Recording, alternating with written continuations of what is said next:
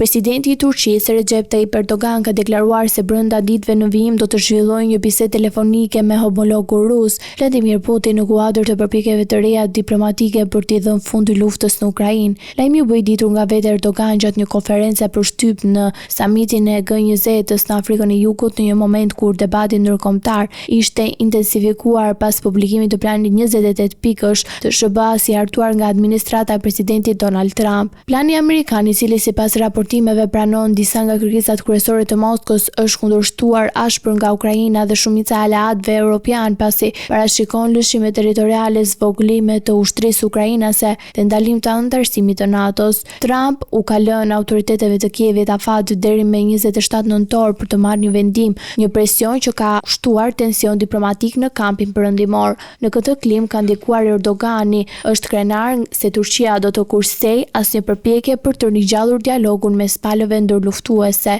Kaq shumë njerëz kanë vdekur, do të diskutoj me Putinin se çfarë hapash mund të ndërmarrim për të ndaluar këto vdekje, tha ai, duke shtuar se pas bisedës me liderin rus do të informoj partnerët evropian dhe presidentin Trump çdo zhvillim që mund të sjellë progres. Më herët, me 19 nëntor, Erdogan kishte pritur në Ankara presidentin e Ukrainës Volodymyr Zelensky, të cilin e kishte nxitur të rikthehej në negociata në Stamboll, tryezë që në fillim të vitit prodhoi vetëm shkëmbime të burgosurve dhe pas një rezultat politik. Zelensky kishte shpresuar se vizitat do të ringjallte përfshirja amerikane në proces, por i dërguari i Trump, Steve Witkoff, nuk mori pjesë në takime dhe presidenti i Ukrainës u largua nga Ankara pa sinjale konkrete. Pak ditë më vonë, detajet të planit Trump dolën në media duke befasuar jo vetëm Kievin, por edhe kryeqytetet europiane, të cilat e konsideruan propozimin tepër të favorshëm për Rusinë, ndërsa diskutimet e Stambollit të zhvilluara mes Majit dhe Korrikut nuk dhanë rezultate për te marrëveshjeve humanitare. Pritshmëritë për ndërmjetësimin e Turqisë mbeten të larta,